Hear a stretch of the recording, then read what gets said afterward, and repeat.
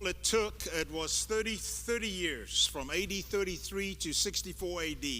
A new movement was born. And in those 30 years, disciples of Christ produced such efficient growth and credibility to become the largest religion that the world has ever known. It had an indelible impact upon us, upon civilization, upon culture, upon medicine, education, freedom. It started with 12 guys, a handful of women, and then the Holy Spirit came. You know, they had a lot of obstacles at the beginning, and yet there was some bridges that they utilized to get the gospel spread. One bridge was the Roman peace. Historian Polybius writes, 50 years before 145 BC, the Romans succeeded in subjugating nearly the whole world to their role of government. Rome became mistress of the world, and they had an infrastructure that the world had never known. Their roads, even some exist today, but man, the Christians used that. There was another bridge, the Greek culture. And although Latin was the official tongue of the empire, most people spoke Greek. In fact, as they conquered part of Greece, the Romans would bring these teachers to Rome to teach their children. And so they knew Greek as well. It was maybe not their first language, but certainly their second language. And then there was the Jewish faith. Jews were everywhere. I tell you what, the Romans were impressed with their business mind, because Jews went to all corners of the empire. Scholar Michael Green says the Romans never really understood the Jews, but they could not help respecting them and therefore allowed them special privilege. And under that Jewish faith, there was this Jewish monotheism. Tacitus wrote, "The Jews acknowledge one God only, of whom they have a purely spiritual conception. They think it impious to make images of gods in human shape out of perishable materials." And the Jews disagreed with Plato, who had said, "To find the maker and founder of the universe is a hard task. And when you have found him, it is impossible to make him known before all the people." They disagreed with that. The Jews said they had found God. You have the translation of the Old Testament into Greek, a holy book which seemed to be both older and far better than Plato's. The Septuagint was read by ordinary people. And what an enormous impact. Eh? So you have AD 33. The gospel of Jesus Christ is preached that we have remembered here today. Muhammad's grave is in Medina, Saudi Arabia, and Buddha's grave is in Kusinga, India. But Jesus Christ, well, "For I resolved to know nothing while I was with you except Jesus Christ and him crucified," Paul wrote, Galatians 1:10. He knew what it was all about. And let me tell you, the Apostle Paul was an educated man, and he knew all the religions and the gods around him. He grew up in the city of Tarsus. I know, but let me tell you, now that I've met Jesus Christ, that's all I want to know and preach and teach. I've said all that to say, those Christians utilized those bridges. And we have some tremendous bridges today. Do you know that 100 years ago, looking at the late 1920s, missionaries from the United States went to Africa, and they had to take a boat that took them 3 months to get there. Now, I know you think it's long, but now Sherry and I and Tristan can get on a plane, and 14 hours later from Atlanta, we're halfway around the world in Johannesburg, South Africa. Just an amazing world we live in. On top of that, we have the World Wide Web. Early Christians didn't have that.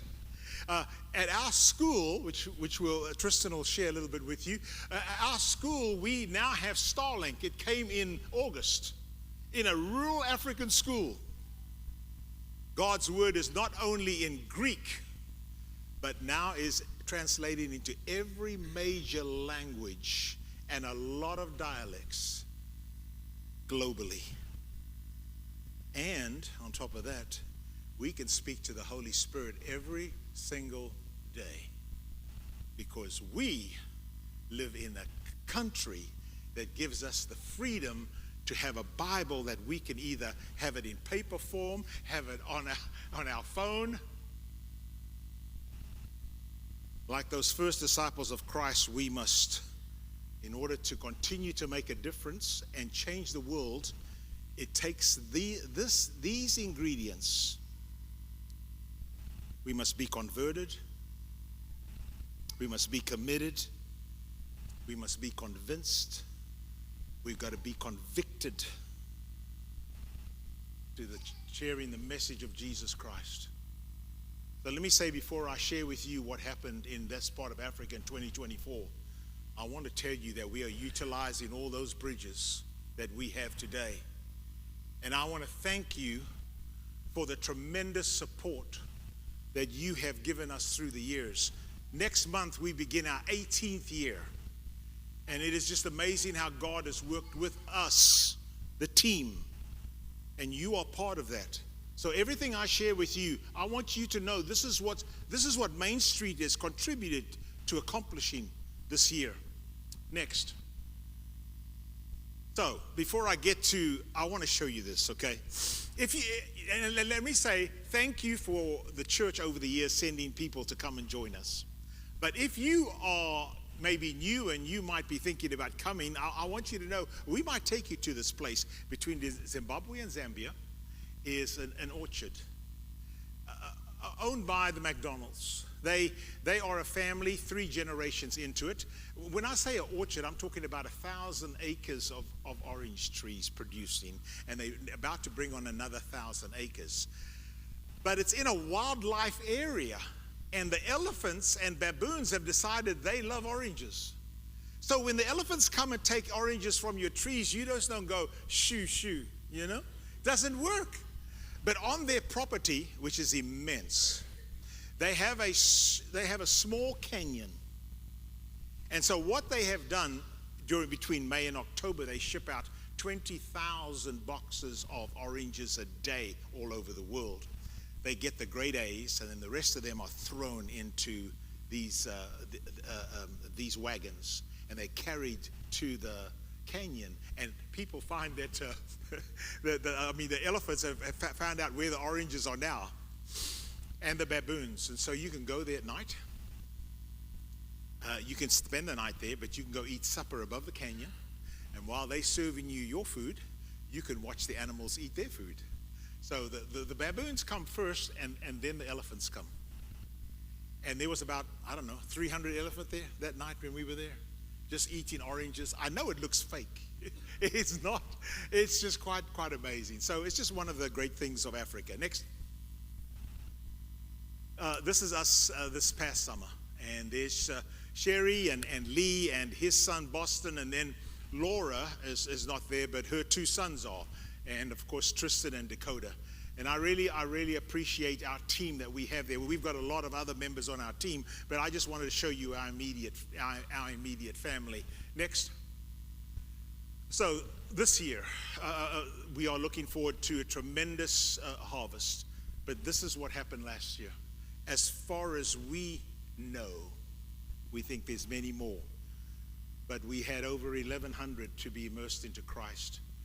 We planted 4 more churches, and in the 17 years, this is how many churches congregations we have planted. And I'm telling you, we are in a sweet spot. It can't be done without people that have vision. And I think of 17 years ago when I came to this church, and we had elders that came from Owens Crossroads Church. They flew up here, and we had a meeting about this work and what we want to accomplish. And the Lord has, it's just been an abundance of blessings that have come our way. So we started then in 1 country, Zimbabwe, and we're now in 7 countries. Next. We've already planted our first church for this year in Chinyanja, Zambia. But I'm showing you this picture because I want you to know that we don't raise money to build church buildings, and we don't raise money to support preachers. Now, we help preachers to find a way where they can make a living, but once you drill a well, then they can make their own bricks or whatever. Well, we haven't quite done it. We haven't done a well yet, but they certainly made their frame and got their grass, and they are so proud of their building, to worship God. This was just planted the second week of January. Next. This is a special picture because the man holding the stick is a chief, and that chief in Zambia, he has well over 100,000 acres. And I want you to know that he has given us, because we came and we shared the gospel, we did a lot of good works, we immersed him into Christ. He has given us 100 acres to build another school. So, he's sitting there, and that land that you see right in front of him is all the land that he has given us. And we are excited about that. Next. What is happening with Partners for Africa now, as far as our education is concerned, of young people on the continent? We have a Christian school at the Church of Christ in Cape Town, South Africa, that we help support, East Ridge Church of Christ. They're beginning with their high school now. Next. This high school is in Tanzania, and Alpha and Omega was begun by, when I used to preach in Florence, Alabama, one of the elders and his wives went and planted this high school, Christian high school, Danny and Nancy Smelser. And then next, we have Amazon Christian Academy in Zimbabwe. So, if you might picture the map with me, Tanzania, we've been given a school in Zambia, a land in Zambia to build a school. We've got Zimbabwe, and then we have South Africa. And we are going to, for the first time in Southern Africa, have an association of Church of Christ high schools. Now, it doesn't end there, because at Amazon Christian Academy, our first graduating class, and Tristan will show the picture in a minute, our first graduating class will be end of this year. And then they go straight into our first year of university. And all these graduate students from Africa are not coming to the United States. They're coming to our university in Africa because we want we want that talent to stay on the continent. And if we can give them a college education where they can then become doctors, nurses, teachers, farmers, whatever, we want them there. That's the way the church will grow in Africa. So I just wanted you to see where we're going and how God has blessed us so much. Next. And by the way, that's our mission statement, preparing students for life globally and eternally. Next. So we have sponsored kids, and some of you have participated in this. Next. This is some boys that some of you have given food towards. Now, there's some specific people you've supported, and I'm going to get to that in a minute. But those are the three boys, and now that's them on the right. And we started feeding, they're orphans. We started feeding them food, feeding them the Word of God. They've all become Christians now. And the guy in the black T-shirt has done so well in school. This orphan that we started feeding a long time ago and taking care of, he has now been accepted into medical school. And we have a clinic at our high school. Well, guess who just might be the first doctor at our clinic? One of those orphans that you helped feed a long time ago. And so we and the other two young men are doing well as well. Next. So there's Sherry, and we were there the first 2 weeks of December, and we have Christmas, it's summertime there, and then we have Christmas here, and it's cold, and it's weird having hot Christmas. But that boy that Sherry has an arm around is Marshall, and he was a little boy when Jim Ballou and Peggy started feeding and sponsoring him and sending him to school. And he has just graduated from high school, has obeyed the gospel, and has been accepted into technical college where he'll become an electrician. And you know what he's going to say? He's going to talk about people that they did this because they love Jesus Christ, and now you've given him a whole lease on life. Next.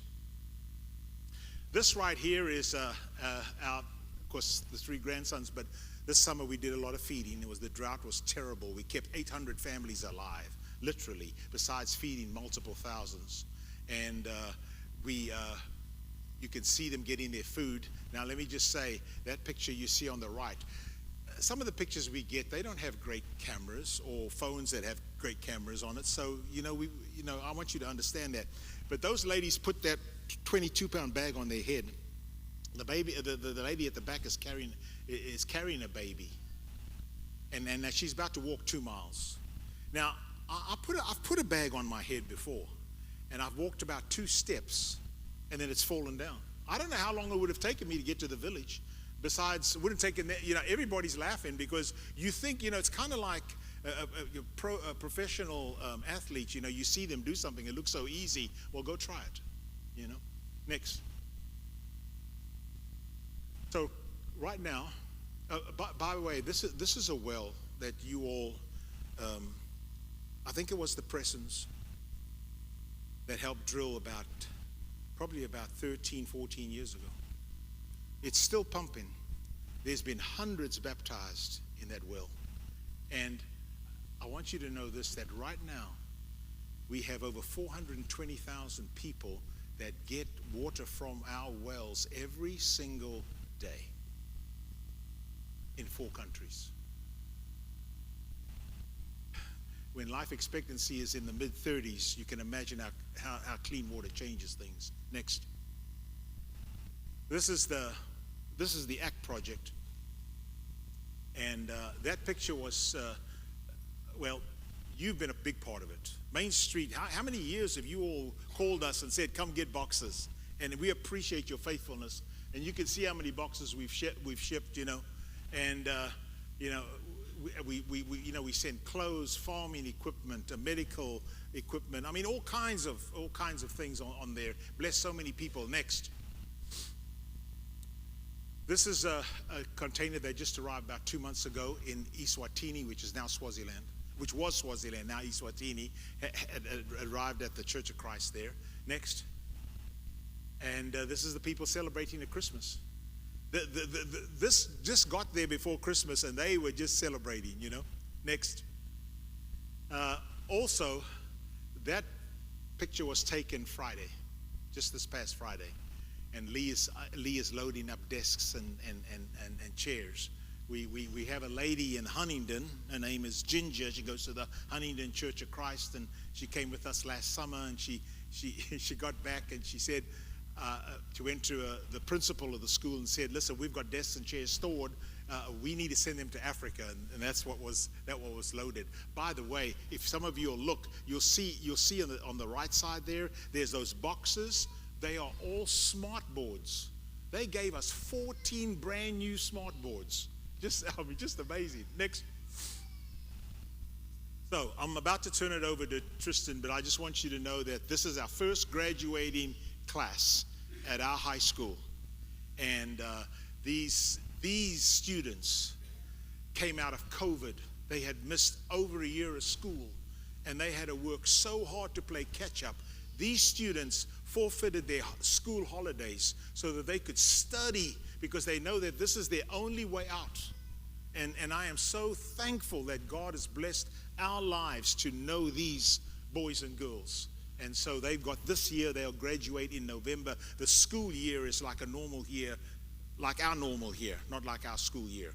And so they will graduate. And I want you to really pray for those students.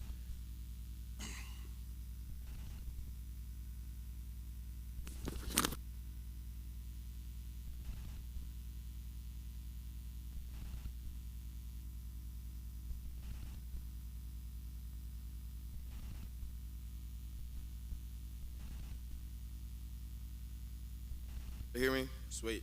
There it is. Awesome. Well, again, great to be back. So our school, can you hit next? Awesome. So this is our school. This is out in Zimbabwe. If you ever do come with us, you'll probably come to Bulawayo and get to see our school. This is about an hour out from the Partners for Africa house. These are 3 of our school buildings. One of them is for our administration, and 2 of them are classroom wings. And in each building or classroom it's divided into two halves where we can have 4 classes going in 2 buildings at a time. Next. This is this. I really like this building just because for me this is our sports building, and I really liked sports in school, and so I was always in this building at my high school. Next. And this is what I'm also extra excited about. But yeah, but I love working out. I love weights. Going to school and playing football. You know, one of the things that you got to do if you want to have a good sports program, you got to build up your athletes. And I mean, of course, our main focus at our school is to let these kids grow spiritually and give them an education, to give them an opportunity. But I mean, if you're going to have a school and you're going to have sports, you know, you might as well take it to the highest level that you can. And we've been put in a position that we can have weights and we can, you know, grow our athletics and take it to the next level. So recently this summer, right as I was leaving, we were able to get these in. So when I go back, we're planning on having a little weightlifting seminar day, whatever, with the kids. So we're really excited about that. Next. So I didn't know this, but solar panels are really heavy, and when we had to load those in the truck, there's 14 of those. It was a lot bigger of a task than I thought it would be. But we loaded them, we got them out to the school, and it's great. And yes, we have Starlink at the school, but we also have this, so you know, we kind of get the best of both worlds out of that. But just a thought I want to kind of give y'all. These kids, they're not the same as the kids here in that they don't grow up in houses with TVs and their iPads and stuff. They grow up in, some of them grow up in mud huts, and they have nothing. And what happens when they get to come to school and they get access to technology, they almost get to time travel from at home. There's no technology, and then here they have access to the World Wide Web. These are the computers that Miss Ginger was kind enough to, she came with us, and she saw we had a school, and her passion was teaching just computers and stuff, and she was like, man, would y'all, are y'all gonna have a computer lab? And we were like, well, we haven't thought about that yet. And she was like, well, if I raised money and I was able to get the computers here, like, would that be cool? And we were like, yeah, absolutely. So another thing just to throw out to y'all, if y'all come and y'all see and need something that really speaks to you, I mean, hey, stuff like this happens. Next slide. Yes. It's a nice, easy word to say and spell, so I like it. But Youth Exalting the Son. This is something I'm really passionate about and excited about because I'm getting to, like where I fit into with Partners for Africa is the youth aspect and side of things. Next slide. Bible camps. So last year, we, Partners for Africa, helped sponsor and put on 2 Bible camps. This year, we're planning to put on 3. Next. This is one of the ones we did last year out at Vinda. This was one of our youth camps. What that lady is cooking is sadza. It's quite good. It's made from cornmeal, and it's very good, but I don't have time to talk about that. Next slide. Camp Shalom. Nice name, I like it. Camp Shalom is, it's very special to me, special to Granddad, special to my family. So I've always had opportunities in my youth to go to Bible camp and go to just experience that as a kid, getting to go with your friends to a place away from home where you get to hang out, but you're in this cool Christian environment, and it's super fun and it's awesome. And it's just always been something that I loved getting to go to and be a part of. Camp Shalom is a camp that was put on many, many, many years ago for me, that Granddad went to as a kid. And my great-grandfather helped put that camp on. This year, when we go to Africa, we are planning on starting this camp back up. The picture of the building with the handsome gentleman behind the podium, that is the chapel on the hill. And when you walk up there, there is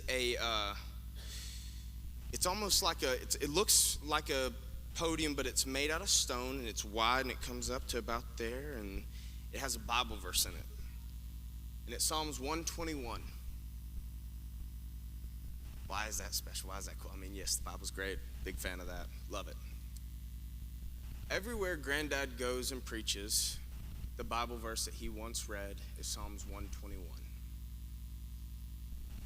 The impact that Camp Shalom had on my grandfather's life is still with him to this day. When we get an opportunity to put on some of these youth camps, and when kids get to go to youth camps, and maybe when you yourself went to a youth camp as a kid, maybe some of that is still stuck with you today, that I remember there was that song, or there was that verse, or that thing that person said that just hit me at the right time. And we want to give that to the kids in Africa.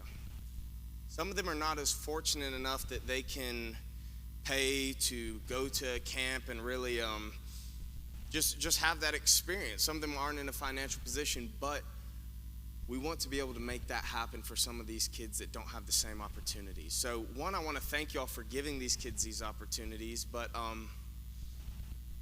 it's an amazing thing, one, because I didn't realize that Camp Shalom impacted my life, but it did. And we might not know it now, but Camp Shalom might impact some kid next year for the rest of his life. Next slide. Is there another slide? Okay. All right. But so I just kind of want to close with this. Thank you for giving me, my grandfather, the opportunity to get to go to Africa and do some of this work. And I'd love for you to come to Africa with us and experience some of this stuff. But the work that y'all are doing, it really is amazing. I'm in class at Heritage Christian, where I'm going to college, and we were talking about in my missions class, it was like we had to write a paper on why we should do missions. And one of the thoughts that was brought up in thinking on the paper was, we all want to be remembered. We want to be a part of something that, it's cool when we think of the names of George Washington or Caesar, or the fact that some of these people are remembered for years and years after they die. God has given you an opportunity to play a part in this immortal thing that he's created. When you go out into your world and you live as a Christian and you spread the gospel with people, you are being remembered, and you are planting seeds that God will not forget when you go up there and it's that time to have that conversation. And I thank y'all for the work that you're doing there. I thank you for the work that you're supporting us. And I want to say, if you want to become a part of that immortal family, and you want to be a Christian, embrace the love that God has for you, I just want to encourage you to step out in faith and do it. So, thank you for giving me this time to share and speak, and won't you come now?